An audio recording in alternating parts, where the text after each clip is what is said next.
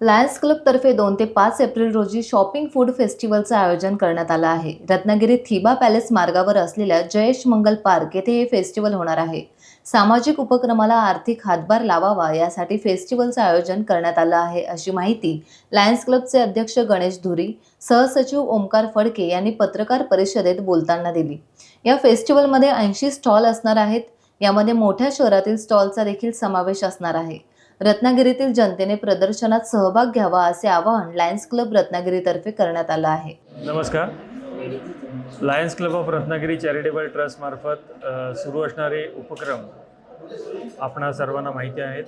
या उपक्रमांसाठी निधीची आवश्यकता असते आणि त्या निधी संकलनासाठी लायन्स क्लब ऑफ रत्नागिरीतर्फे दरवर्षी रत्नागिरीमध्ये काही कार्यक्रम आयोजित केले जातात की ज्या कार्यक्रमातून निधी संकलित करून या ट्रस्टच्या उपक्रमांमध्ये वापरला जातो. त्याचाच एक भाग म्हणून 2 एप्रिल ते 5 एप्रिल या कालावधीमध्ये जयेश मंगल कार्यालय थिबा पॅलेस माळनाका येथे सकाळी 10 ते रात्री 10 या वेळेमध्ये भव्य शॉपिंग आणि फूड फेस्टिवलचे आयोजन लायन्स क्लब ऑफ रत्नागिरीतर्फे करण्यात आले आहे. या एक्झिबिशनमध्ये, या शॉपिंग फेस्टिवलमध्ये महिलांचे जास्तीत जास्त स्टॉल असणार आहेत. गृहोपयोगी वस्तू आणि त्या वस्तूंमध्ये विविध प्रकारचे कपडे, दागिने, नंतर काही रांगोळ्या वगैरे अशा प्रकारचे छोटे छोटे स्टॉल देखील असणार आहेत. तसेच फूड फेस्टिवलमध्ये आपल्याला विविध कोकणी पदार्थांचा आस्वाद घेता येणार आहे आणि या सर्व एक्झिबिशनचा रत्नागिरीकरांनी या 4 दिवसांमध्ये व्यवस्थितपणे आनंद लुटावा असे आवाहन आम्ही करतो. आपल्याला माहिती आहे, लायन्स आय हॉस्पिटलच्या माध्यमातून गेली 20 वर्षाहून अधिक काळ लायन्स क्लब रत्नागिरी तालुक्यातील अंधत्व निवारण या कार्यक्रमामध्ये सहभागी होत आहे आणि त्यातीलच एक भाग म्हणजे लायन्स आय हॉस्पिटलची विस्तारित वास्तू आणि या वास्तूसाठी जो काही निधी लागणार आहे, या निधीसाठी आम्हाला जास्तीत जास्त अशा प्रकारचे कार्यक्रम रत्नागिरीमध्ये आयोजित करावे लागतात आणि त्यातीलच हा एक कार्यक्रम आता एप्रिलमध्ये होतो आहे.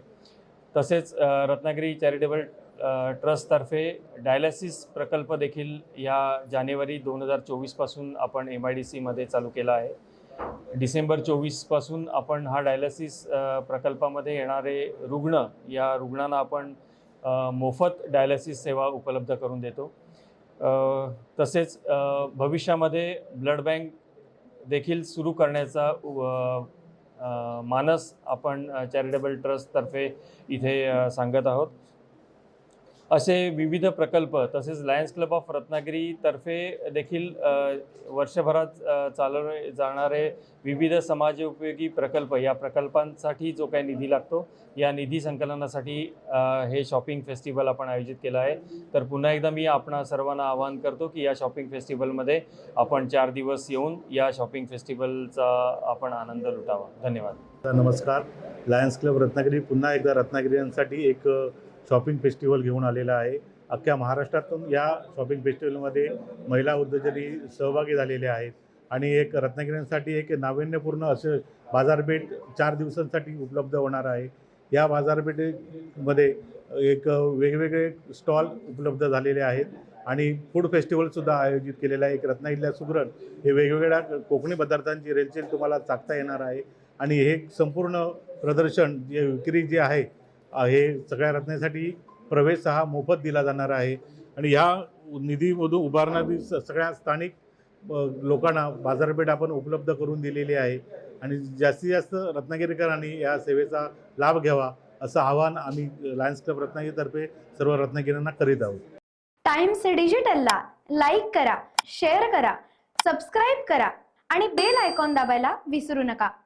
Times digital.